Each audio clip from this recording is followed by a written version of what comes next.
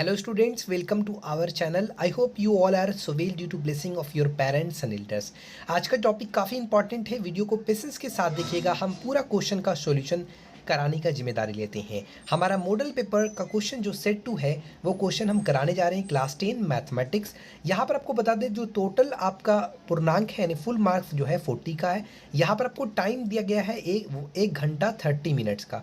ठीक है, परीक्षार्थी यथासंभव अपने शब्दों में उत्तर दें। कुल प्रश्नों की संख्या 19 है।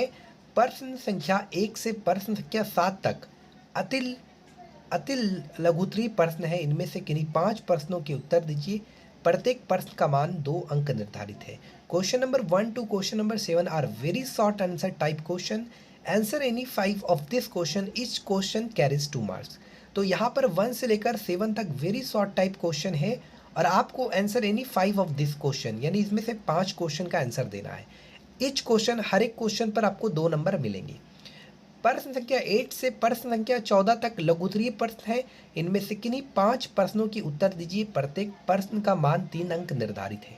Question number 8 to question number 14 are very short answer type question. Answer any 5 of this question, each question carries 3 marks. यहाँ पर आपको बता दें आपको 5 बनाना है। उनमें से क्वेश्चन केवल आपको कितना बनाना है, 5 क्वेश्चन बनाना है और हर क्वेश्चन पे आपको 3 मार्क्स मिलेंगे। ठीक है, प्रश्न संख्या 15 से प्रश्न संख्या 19 तक दीर्घ उत्तरीय प्रश्न है। इनमें से किन्हीं 3 प्रश्नों के उत्तर दीजिए। प्रत्येक प्रश्न का मान 5 अंक निर्धारित है। Question number 15 to question number 19 are long answer type question. Answer any 3 of this question, each question carries 5 marks. तो आपको यहाँ पर 15 से क्वेश्चन 19 तक जो है लॉन्ग टाइप का आंसर है, माफ़ कीजिएगा लॉन्ग टाइप का क्वेश्चन है और आपको इसमें से 3 क्वेश्चन का आंसर देना है और हर एक क्वेश्चन पे आपको 5 नंबर मिलेंगे। तो चलिए हम स्टार्ट करते हैं इस क्वेश्चन का सॉल्यूशन पूरा सेट का। ठीक है स्टूडेंट, सेक्शन ए से हमारा फर्स्ट क्वेश्चन कह रहा है बिंदुओं a, b तथा -a, -b के बीच की दूरी ज्ञात करें। तो यहाँ पर आपको इन दोनों पॉइंट्स के बीच की दूरी ज्ञात करना है। तो यहाँ पर ये जो कोऑर्डिनेट्स है और ये जो कोऑर्डिनेट्स है इसके पॉइंट को हमने कुछ कंसीडर कर लेना है। तो एक्चुअली हम हिंदी में ही बनाते हैं। माना कि ये जो कोऑर्डिनेट्स है इसके पॉइंट को हमने ए कंसीडर कर लिया और ये जो कोऑर्डिनेट्स है इसके पॉइंट को हमने यहाँ पर बी कंसीडर कर लिया। अब मुझे ये डिस्टेंस फाइंड करना है यानी ए बी फाइंड करना है। तो ए बी बराबर यानी डिस्टेंस फार्मूला होता है स्टूडेंट्स, याद रखिएगा x2 - x1 का स्क्वायर प्लस y2 - y1 का स्क्वायर। इसी फॉर्मूला में आपको पुट कर देना है। आपका इन दोनों पॉइंट्स के बीच का जो डिस्टेंस है वो फाइंड हो जाएगा। स्टूडेंट याद रखिएगा ये x1 कहलाता है फर्स्ट कोऑर्डिनेट, ये आपका y1, ये वाला x2 और ये वाला y2। ठीक है, कोई दिक्कत नहीं। x2 - x1 यानी -a का whole square plus y2 - y1 यानी -b और -b इस पूरे का स्क्वायर। पूरे पर रूट चढ़ाइए। उसके बाद -a और -a -2a का whole square plus -b -2b का होल स्क्वायर। स्टूडेंट अब जो हमारा आएगा वो आ जाएगा, क्योंकि निगेटिव पर भी पावर अगर स्क्वायर की फॉर्म में तो वो पॉजिटिव में आंसर आएगा, यानी 4a square plus 4b square. जब यहाँ पर आप 4 का कॉमन लोगे तो यहाँ पर आपका ये 4 कॉमन हो जाएगा, a square plus b square. अब ध्यान रखिएगा कि 4 का जो स्क्वायर रूट होता है वो आपका 2 होता है। तो इसका जो आंसर आएगा कुल मिलाकर 2√a square plus b square. तो ये हमारा आंसर निकल गया। इजी वे में हमने क्वेश्चन नंबर 1 इजी वे में कंप्लीट कर दिया और आपको कोई प्रॉब्लम भी नहीं हुआ। ठीक है, अब हम जा रहे हैं क्वेश्चन नंबर 2 की ओर। यहाँ पर क्वेश्चन नंबर 2 कहता है कि इफ़ 15 cot a = 8 हो तो cos a का मान निकालें, यानी cos a का आपको वैल्यू फाइंड करना है। तो आराम से हम यहाँ से सॉल्यूशन स्टार्ट करते हैं। हमारे पास गिवन है 15 cot a बराबर 8। तो यहाँ पर हम cot a बराबर कह सकते हैं, ये जो 15 मल्टीप्लाई में है ये यहाँ आकर आपका डिवाइड में आ जाएगा। ध्यान रखिएगा आपने पढ़ा था कि cot a बराबर क्या होता है, b/p होता है। आपको पता होगा क्योंकि ten ten ten of theta बराबर होता है पी बाई बी, और कॉट ऑफ थीटा बराबर उसी का उल्टा बी बाई पी। यानी आपको कहीं ना कहीं बी बराबर 8 है और पी बराबर 15 है। और तो एच बराबर कितना होगा, तो आपको पता है एच बराबर कितना होता है, under root P square plus B square. आप यहाँ पर क्या करोगे स्टूडेंट्स, यहाँ पर p के जगह 15 डाल दोगे और b के जगह 8 डालोगे। यहाँ पर सॉल्व करोगे तो 15 का स्क्वायर 225 और 8 का स्क्वायर 64। यहाँ पर जब सॉल्व करोगे तो 229 आ रहा है। अब 229 का माफ़ करना 289 का स्क्वायर रूट जो होगा वो 17 होगा। यानी यहाँ पर h जो निकला वो आपका 17 निकला, और b और p तो आपको पहले से मालूम है। तो आप यहाँ पर कॉट ए बराबर क्या कह सकते हो, सॉरी कॉस ए बराबर क्या कह सकते हो, क्योंकि आप जानते हो कि cos of angle equal to B by H. तो बी यहाँ पर 8 है और एच यहाँ पर 17 है, तो बी बाई एच यानी 8/17। ये आपका इजी वे में आंसर निकल गया, कोई प्रॉब्लम भी नहीं हुआ स्टूडेंट। ठीक है, देख लीजिए बार बार। स्टूडेंट ये आपका क्वेश्चन नंबर 3 है, कह रहा मान ज्ञात करें, इवेलुएट, इसका वैल्यू फाइंड करना है। यहाँ पर हम सॉल्यूशन स्टार्ट करेंगे। सबसे पहले हम क्या करेंगे, फर्स्ट वी नीड टू उतार लेंगे क्वेश्चन को इस तरीके से, जो भी गिवन है वो उतार लेना आपको।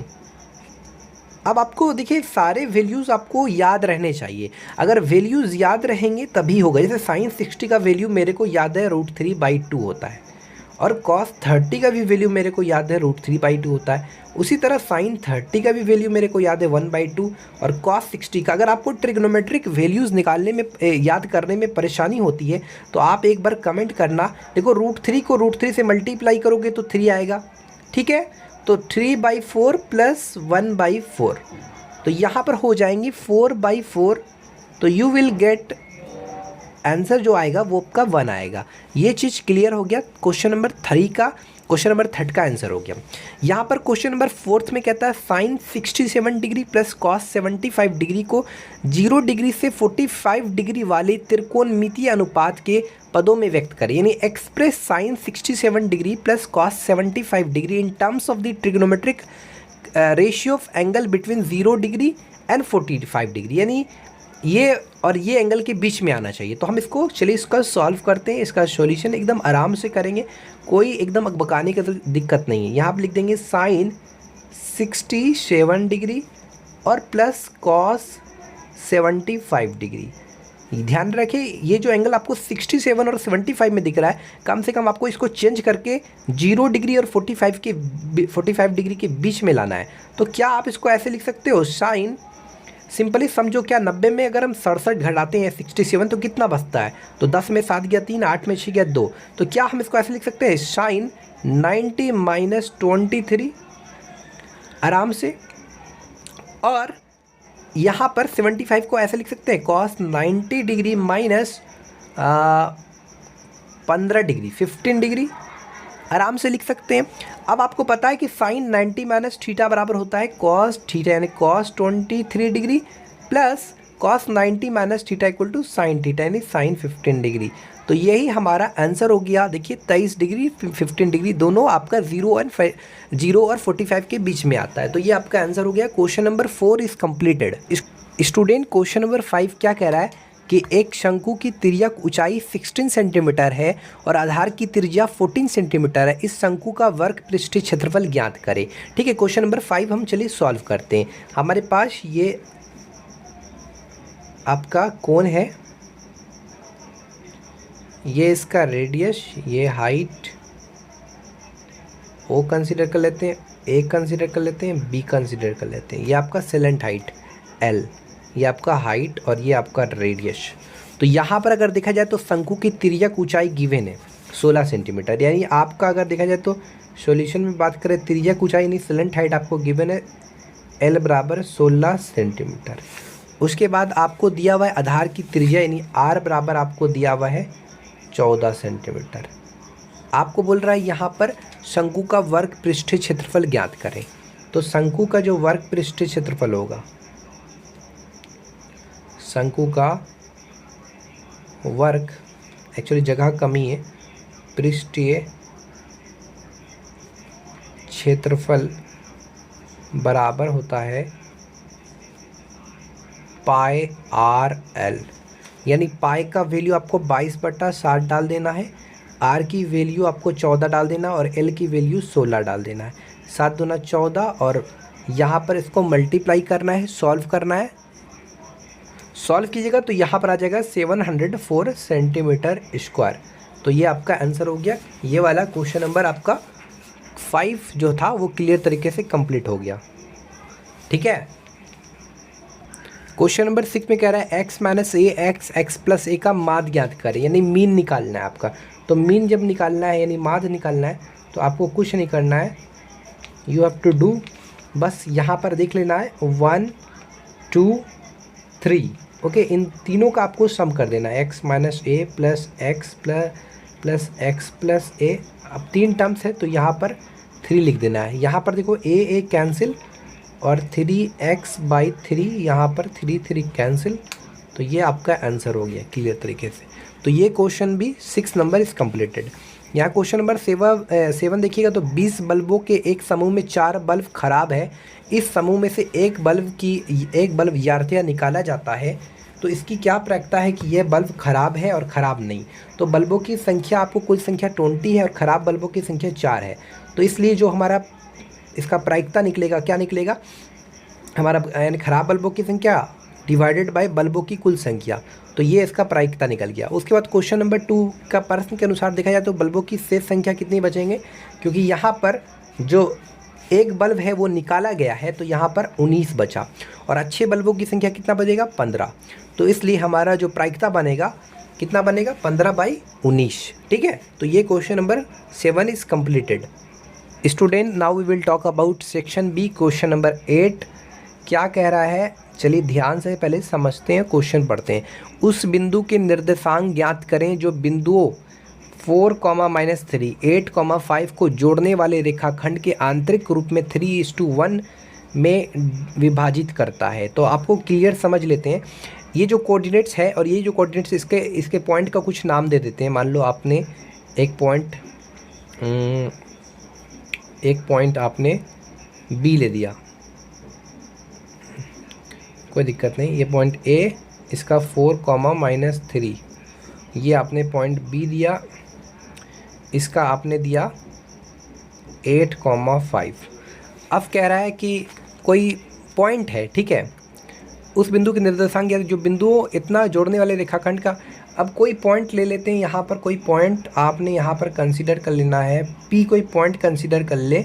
अब ये पी पॉइंट क्या करता है, ये जो लाइन सेगमेंट है, यानी ये लाइन सेगमेंट मतलब रेखाखंड है, उसको 3:1 रेशियो में डिवाइड करता है, 3:1 अनुपात में डिवाइड करता है। तो इस पॉइंट का आपको कोऑर्डिनेट्स फाइंड करना है, यानी x, अगर आपने y अभी मान लिया तो इसका आपको कोऑर्डिनेट्स निकालना है। ठीक है, यानी कोऑर्डिनेट्स निकालना मतलब आपको निर्देशांक निकालना है।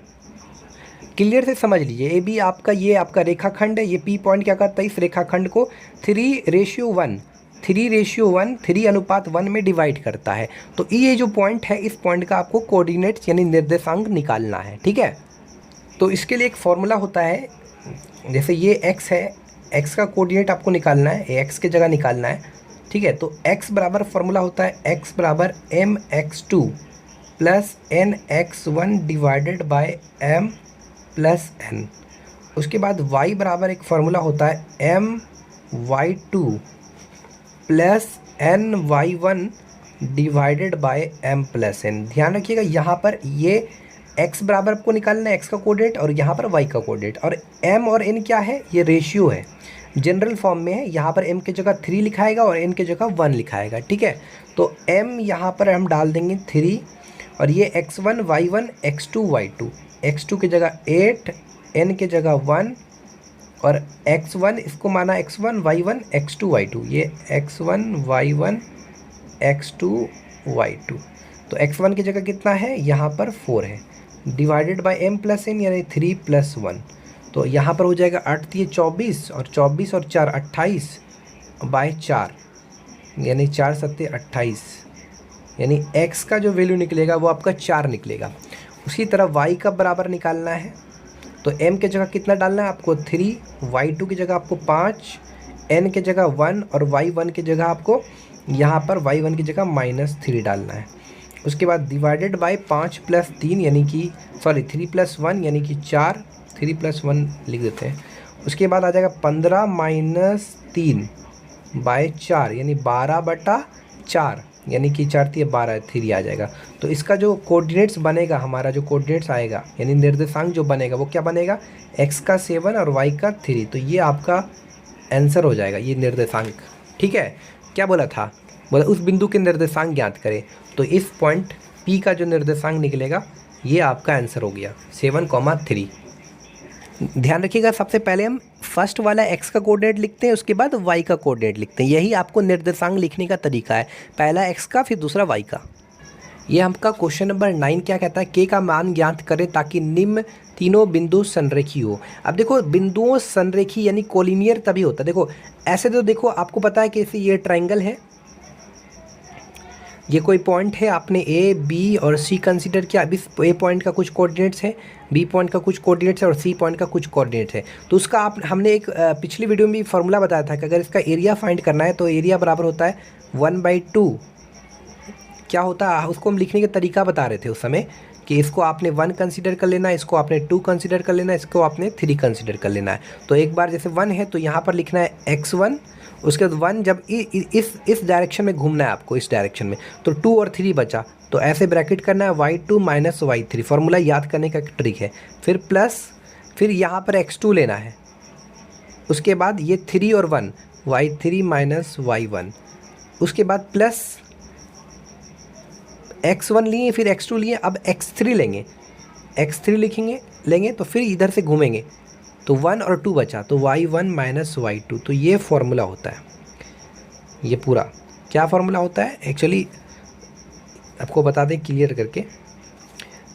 जो ट्रायंगल बराबर हो गया 1/2, जगह का कमी था, x1 y2 - y3 अब ध्यान रखिएगा, अगर ये तीनों पॉइंट्स एक ही लाइन में हो जाएं इस तरीके से, तो उस केस में इस ट्रायंगल का जो एरिया होगा, इस ट्रायंगल का एरिया जो होगा उस केस में 0 हो जाएगा, यानी उस केस में 0 हो जाएगा। तो आपको क्या करना है, यहाँ पर बोल रहा find the value of k so that the following the 3 points are collinear. यानी यहाँ पर ऑलरेडी बोल रहा है कि तीनों पॉइंट्स क्या k का वैल्यू ज्ञात फाइंड करो जिसके लिए तीनों पॉइंट्स क्या हो, कोलिनियर हो। यानी खुद बोल रहा है, आपको कुछ नहीं करना है। ये एरिया जो है, यानी ये जो एरिया ऑफ ट्रायंगल है वो 0 है, तो इस ट्रायंगल की जगह आपको 0 डाल देना है और 1/2, और पूरी तरह से आपको क्या करना है, यहाँ पर आपको k का वैल्यू एक्चुअली फाइंड करना है। ठीक है, तो यहाँ पर इसको आपने x1 कंसीडर करना है, इसको y1, इसको x2, इसको y2, इसको आपने x3 और इसको y3। तो जहाँ पर x1 है वहाँ पर 8, जहाँ पर y2 है वहाँ पर -4। इस तरीके से पूरा सॉल्व करके k का वैल्यू आप निकाल लोगे, आराम से बना लोगे, कोई दिक्कत नहीं होगा। ठीक है, तो एक ही लाइन पर है, इसलिए एरिया यानी इस ट्रायंगल के, ये एक्चुअली एरिया ऑफ ट्रायंगल है, इसके जगह हमने 0 ले लिया।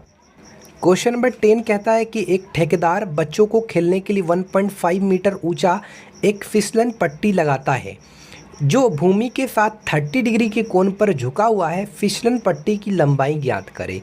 एकदम आराम से बनेगा। ठेकेदार बच्चों को खेलने के लिए 1.5 मीटर ऊंचा एक फिसलन पट्टी लगाता है। जैसे ये मान लो 1.5 मीटर है, ये आपका बेस है और ये फिसलन पट्टी है।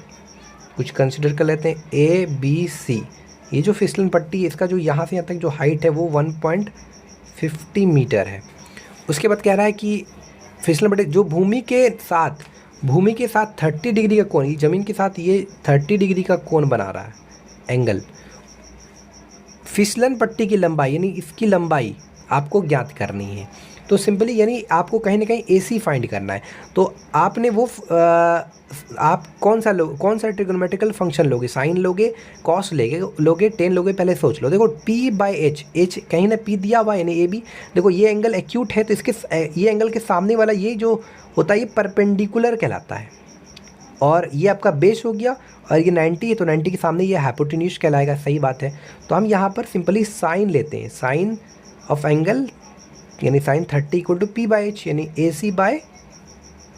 P/H यानी AB/AC। तो एक्चुअली आपको AC निकालना, तो साइन 30 का वैल्यू होता है 1/2 और AB का यहाँ पर 1.5 दिया हुआ है। तो AC बराबर हो जाएगा आपका 2 गुना 1.5, यानी AC बराबर जो हो जाएगा आपका 3 मीटर हो जाएगा। ये आपका AC हो गया। इसलिए हमारा फिसलन पट्टी की लंबाई क्या हो गया, इसलिए फिसलन पट्टी की लंबाई, जो हमारा फिसलन पट्टी है, फिसलन पट्टी की लंबाई जो हो गया वो आपका 3 मीटर हो गया। तो आराम से आंसर आ गया, कोई दिक्कत भी नहीं, वो आराम से हमने बना दिया। देखो आपके मन में क्वेश्चन आता होगा कि सर साइन ही क्यों ले आ गया, टेन क्यों नहीं लिया गया, कॉट क्यों नहीं लिया गया। अगर हम 10 लेते हैं तो P/B होता है, तो इसका तो हमको लेंथ फाइंड करना ही नहीं है, हमको तो AC का चाहिए। इसलिए P और इसका कोई एक वैल्यू दिया हुआ है, ये इसका वैल्यू दिया इसलिए लिए। तो हमको पता है ये केवल केवल केवल और केवल साइन में ही होता है, sine theta equal to P/H। ठीक है, ये क्वेश्चन नंबर आपका 11 है। यदि साइन 3A बराबर इतना है तो जहाँ 3A एक न्यून कोण है, तो A का मान ज्ञात करें। इफ़ साइन 3A बराबर इतना where 3A is an acute angle, find the value of A। तो यहाँ पर आपको दिया हुआ है कि साइन 3A बराबर ऑलरेडी आपको बोल रहा है कि cos of A minus 26 degree. और आपको ध्यान रखना है A का वैल्यू फाइंड करना है। आपने क्या करना है, साइन 3A तो ऐसे रहने देना है, या आपने इसको एक काम करना है, यहाँ पर कॉस देख रहे हो तो इसको भी आप कॉस में लिख सकते हो। तो क्या इसको ऐसे लिख सकते हो, कॉस 90 माइनस 3A, आराम से लिख सकते हो, कोई दिक्कत नहीं। अब हमने कॉस यहाँ पर ऑलरेडी दिया हुआ था और इसको भी हमने कॉस में फॉर्म में लेते आए ताकि हम कॉस कॉस कंपेयरिंग कर सकते हैं इसके एंगल्स को। अब हम इसलिए जो एंगल को कंपेयरिंग करेंगे तो 90 minus 3A equal to A minus 26 degree. तो यहाँ पर हो जाएगा 90 प्लस 26 डिग्री और A प्लस 3 यानी 4A। तो यहाँ पर 6 और 9 2 11 बराबर 48, सॉरी 48 बोल रहे हैं गलती से, 4A। तो A बराबर अगर आप वैल्यू पुट निकालोगे तो 4 दूना 8 और 4 नमा 36 यानी 29 डिग्री इसका आंसर आएगा। तो A का वैल्यू आराम से निकल। क्वेश्चन नंबर 12 आपका कंस्ट्रक्शन है, इस पर हम वीडियो बना देंगे अगर आप कमेंट करेंगे तो। अगर कोशिश करो खुद से बनाने का, अगर नहीं बनता है तो आप एक बार कमेंट करना, हम इस पर वीडियो बनाएंगे। ठीक है, क्वेश्चन नंबर 13 भी आप खुद से सॉल्व करना, ये भी कंस्ट्रक्शन है। अगर नहीं होता है तो आप एक बार कमेंट करना, हम कोशिश करेंगे इस पर वीडियो बनाने की। क्वेश्चन नंबर 14 कहता है एक पाशे को एक बार फेंका जाता है, निम्न प्राप्त करने की प्रायिकता ज्ञात करें। यानी 5 से बड़ी एक संख्या का प्रायिकता क्या होगा, एक सम संख्या एक भाज्य संख्या। पासे को एक बार फेंकने पर संभव परिणामों की संख्या क्या क्या आ सकती है, 1 आ सकता है, 2 आ सकता है, 3 आ सकता है, 4 आ सकता है, 5 आ सकता है, 6। टोटल संख्या जो आएगा कितना होगा, 6 होगा। यहाँ पर बोल रहा है फर्स्ट 5 से बड़ी संख्या कितनी है, 6, 1 है तो ऊपर 1 हो गया और टोटल नंबर कितना है, टोटल संख्या 6। तो यानी जो आपका जो प्रायिकता होगा 1/6 होगा। उसके बाद बोला एक सम संख्या, तो सम संख्या कितनी है, यहाँ पर 2 है। सम संख्या यानी जो 2 से कट जाए, 2 है, 4 है, 6 है। 3 संख्या तो 3/6, 1/2 आ गया। उसके बाद बोल रहा है एक भाज्य संख्या, भाज्य संख्या कौन कौन है, 2 तो नहीं है, 4 और 6 है, यानी कि जो P बराबर होगा वो 2/6 होगा, तो 1/3 आ गया। क्लियर तरीके से हमने बना दिया। ये क्वेश्चन नंबर 15 है, एक मीनार के पाद बिंदु से एक भवन के शिखर का उन्नयन कोण 30 डिग्री है और भवन के पाद बिंदु से मीनार के शिखर का उन्नयन कोण 60 डिग्री है। यदि मीनार की ऊंचाई 50 मीटर है तो भवन की ऊंचाई ज्ञात करें। एकदम क्वेश्चन आराम से बनाएंगे, पेशेंस के साथ देखिए, और चैनल पे नए हैं चैनल को सब्सक्राइब भी करें और लाइक भी करें। ठीक है, तो सबसे पहले एक मीनार बनाते हैं। ठीक है, तो ये आपका मीनार हो गया, ये आपका बेस लाइन है। ठीक है, ABC मीनार है। उसके बाद एक मीनार के पाद बिंदु से एक भवन, तो इसका एक भवन ले लेते हैं। ये आपका क्या है, मीनार है, ध्यान रहे मीनार, और ये आपका क्या है, भवन है। क्लियर। उसके बाद बोल रहा है कि मीनार के पाद बिंदु से एक भवन के शिखर का उन्नयन कर। मीनार का पाद बिंदु ये वाला कहलाता है, पाद बिंदु यानी फुट ऑफ दिस मीनार, ये वाला। और मीनार के पाद बिंदु से एक भवन के शिखर, भवन का शिखर ये वाला हो गया। तो यहाँ पर जो उन्नयन कोण, ये जो एंगल बना रहा है ये एंगल आपका 30 डिग्री बन रहा है। उसके बाद कहता है और भवन के पाद बिंदु, तो भवन का पाद बिंदु ये वाला हो गया। भवन के पाद बिंदु से मीनार के शिखर का उन्नयन कोण 60 डिग्री है। मीनार का शिखर ये वाला हो गया, इसका कितना डिग्री बना रहा है, तो यहाँ से जो एंगल बना रहा है वो आपका 60 डिग्री बना रहा है। आपको एक्चुअली यहाँ पर क्या फाइंड करना है, यदि मीनार की ऊंचाई 50 मीटर है, यानी मीनार की ऊंचाई आपको 50 मीटर गिवन है, तो आपको एक्चुअली यहाँ पर भवन की ऊंचाई ज्ञात करना है, यानी ये वाला, इसको कुछ मान लेते हैं डी, तो ये नहीं BD आपको फाइंड करना है। ठीक है, क्लियर। यहाँ पर आपको गिवन क्या है कि ये जो मीनार का हाइट है, यानी जो AC है वो आपका 50 मीटर है। हाइट मतलब मीनार की ऊंचाई। यहाँ पर आपको जो भवन की ऊंचाई है वो आपको फाइंड करना है। तो यहाँ पर लेट ये जो भवन की ऊंचाई है ये लेट DB बराबर H मीटर मान लेते हैं। ठीक है, अब आपको क्या करना है, लेट नहीं लिखना है, माना की, क्योंकि हम हिंदी में पढ़ा रहे हैं तो माना की लिखिएगा। थोड़ा इंग्लिश में हैबिट हो गया मेरा, कोई दिक्कत नहीं ना आपको। अब आपने क्या करना है, ट्रायंगल, ये बड़े वाले ट्रायंगल देख रहे हो, ABC में लेना है। ट्रायंगल ABC में आपने क्या करना है, किसी तरह से ये आपको किसी तरह से इस AB का लेंथ फाइंड करना है। और आपको पता है कि ये जो 60 डिग्री इसके सामने वाला जो साइड है वो परपेंडिकुलर कहलाएगा और ये बेस कहलाएगा। और किसी तरह से ये बेस आपको यानी ये AB निकालना है। तो आप कौन सा लेगोगे, अगर आप tan लेते हो तो P/B यानी tan ही लेना पड़ेगा। tan लोगे तो इन ट्रायंगल ABC में आप tan 60, तो tan of angle equal to P/B। P कितना है 50 और B आपका AB यानी 50/AB।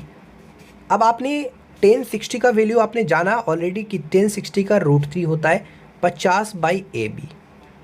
तो AB बराबर जो आपका निकलेगा वो आपका 50/√3 निकल जाएगा, 50/√3 मीटर। ये AB का वैल्यू हो गया, क्लियर है। उसके बाद आपको एक्चुअली यहाँ पर फाइंड करना है भवन की ऊंचाई यानी DB। ठीक है, तो यहाँ पर अब लेंगे आप ट्रायंगल ABD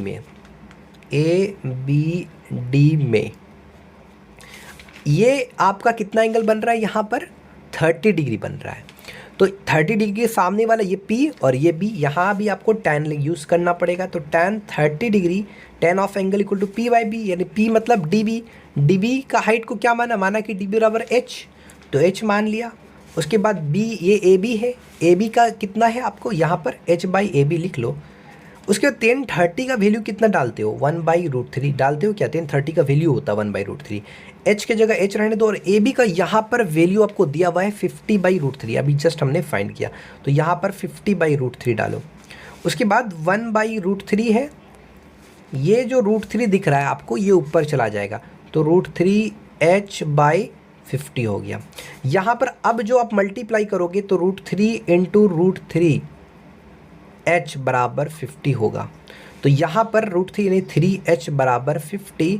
तो यहाँ पर जो H का आप हाइट जो निकलेगा यानी 50/3 जो निकलेगा, ये आपका कितना आ गया 50/3 मीटर। तो ये आपका किसका हाइट हो गया, तो ध्यान रखिए भवन की ऊंचाई आपको ज्ञात करना था। तो यहाँ पर भवन की ऊंचाई हमने जो निकाला क्लियर तरीके से आप देख सकते हैं। इसलिए जो भवन की ऊंचाई हुआ, भवन की ऊंचाई कितना हो गया 50/3 मीटर। तो ये आपका आंसर हो गया क्लियर तरीके से, यहाँ पर लिख दिया हमने। ठीक है, बार बार देखो, बार बार समझो, अच्छा से एकदम डिटेल में हमने बता दिया, इससे बेहतर बताया नहीं जा सकता। क्वेश्चन नंबर 16 कहता है भुजा 7 सेंटीमीटर वाले एक घनाकार ब्लॉक के ऊपर एक अर्धगोला रखा हुआ है। अर्धगोले का अधिकतम व्यास क्या हो सकता है, इस प्रकार बने ठोस का पृष्ठीय क्षेत्रफल ज्ञात करें। ठीक है, ये चीज़ दिया हुआ है। आपने सबसे पहले घनाकार ब्लॉक बनाना है, तो ये आपने, चलिए बनाते हैं।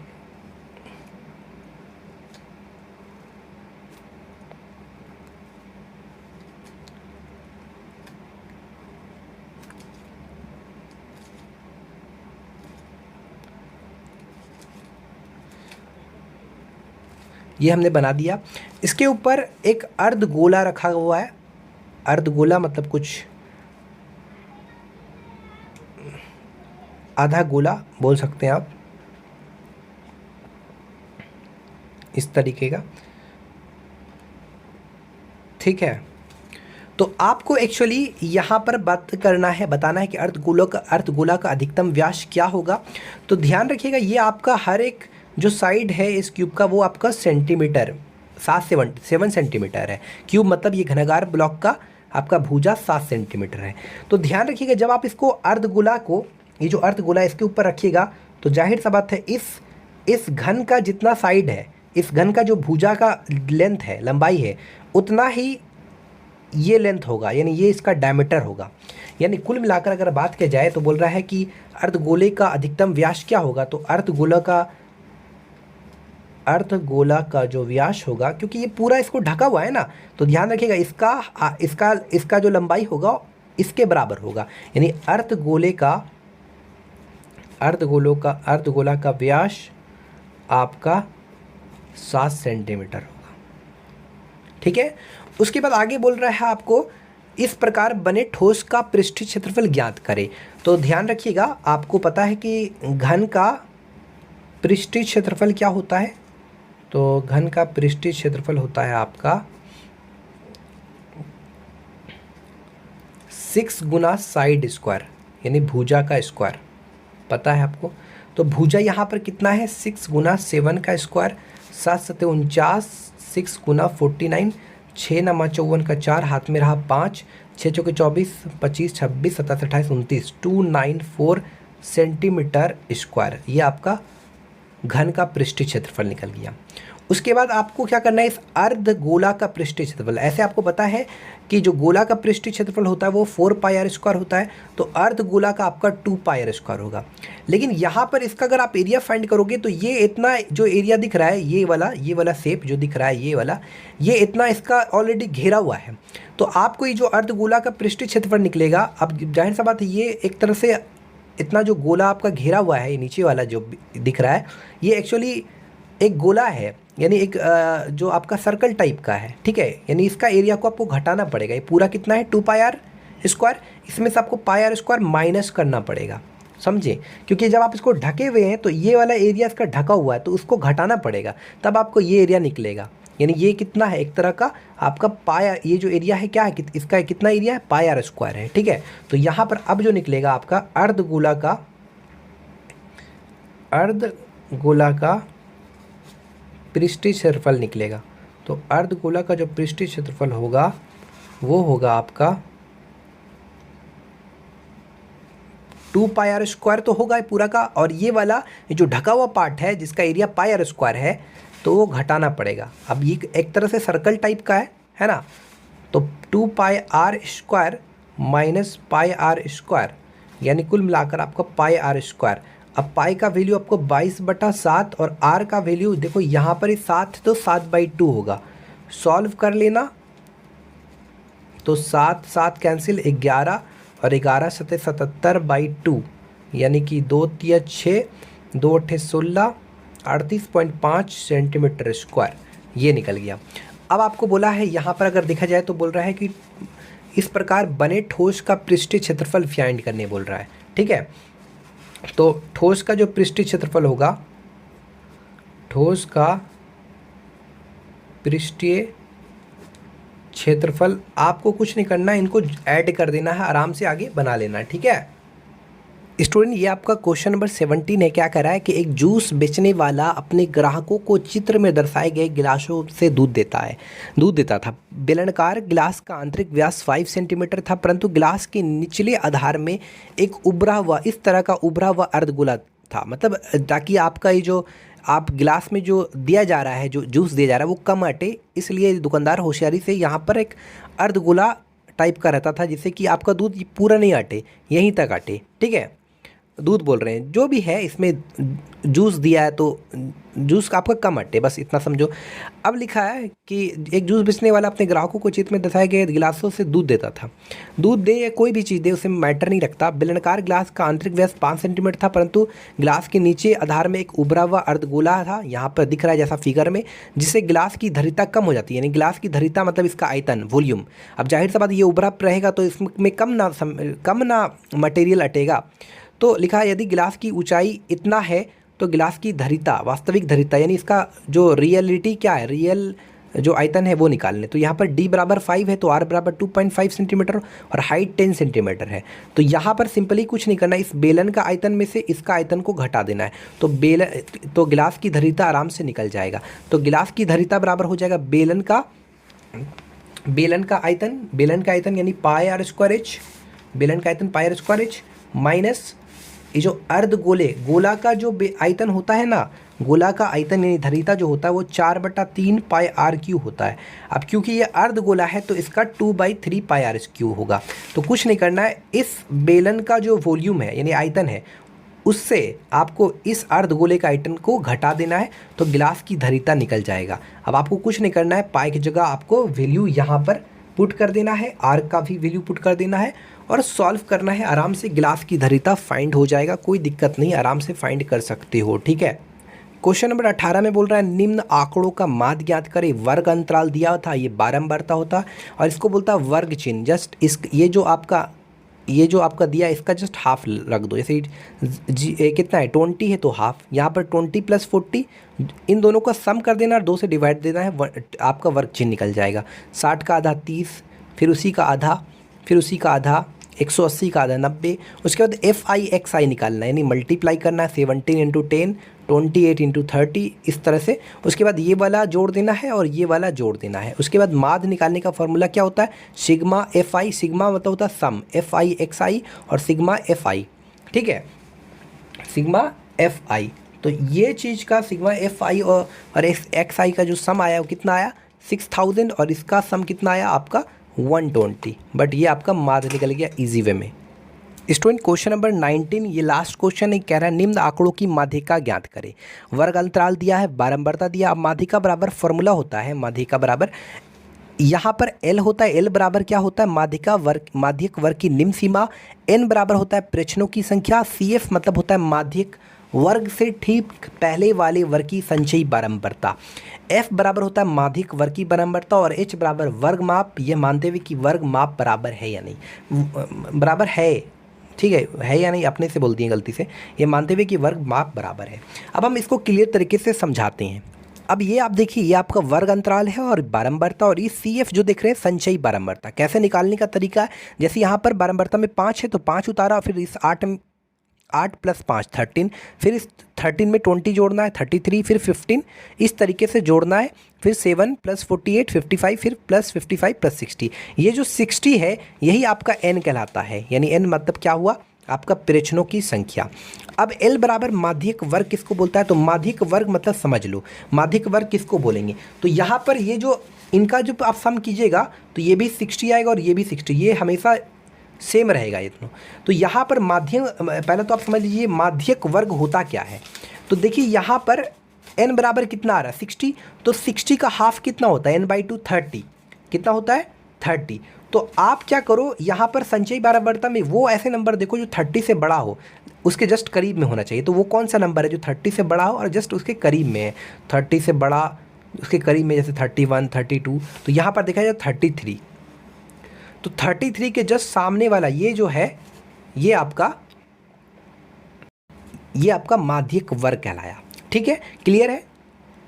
तो यहाँ पर बोला है कि L बराबर होता है माध्यिक वर्ग की निम्न सीमा। निम्न सीमा मतलब ये माध्यिक वर्ग हुआ, इसका पहले वाला कौन सा है नंबर, ये 20। तो L बराबर जो होगा वो 20 होगा। N मतलब आपको बता दी ये जो 60 है वो N कहलाएगा। उसके बाद बोलता है CF माध्यिक वर्ग से ठीक पहले वाले वर्ग की संचयी बारंबारता। माध्यिक वर्ग से ठीक पहले वाले वर्ग की संचयी बारंबारता। तो ये माध्यिक वर्ग है। अब एक्चुअली थोड़ा सा प्रॉब्लम हो गया है, माध्यिक वर्ग है। अब माध्यिक वर्ग से ठीक पहले वाले वर्ग की संचयी बारंबारता, इसके जस्ट सामने संचयी बारंबारता, ठीक पहले वाले संचयी बारंबारता यानी ये वाला, यानी उस केस में जो CF होगा वो आपका 13 होगा। क्लियर। उसके बाद F बोल रहा है यहाँ पर माध्यिक वर्ग की बारंबारता। माध्यिक वर्ग की बारंबारता बोल रहा है, माध्यिक वर्ग की बारंबारता यानी माध्यिक वर्ग की बारंबारता कौन, ये तो माध्यिक वर्ग और बारंबारता ये इसके जस्ट सामने, तो ये हो गया आपका F बराबर। क्लियर। H बराबर क्या, इनके बीच का कितना डिफरेंस है, तो ये H निकल गया। अब आराम से LNCFFH, ये वैल्यूज़ यहाँ पर आप पुट करके आराम से माध्यिका फाइंड कर सकते हो। वीडियो अच्छी लगी तो चैनल को सब्सक्राइब कर लेना, बेल आइकन को प्रेस कर लेना ताकि आने वाला वीडियो का अपडेट आप तक जल्द पहुँच सके, और सपोर्ट कीजिए ताकि हम आपके लिए इस तरह का क्वेश्चन अब बनाते रहें। ज़्यादा से ज़्यादा सपोर्ट करें, आप सभी का सपोर्ट का ज़रूरत है। Thanks for watching this video.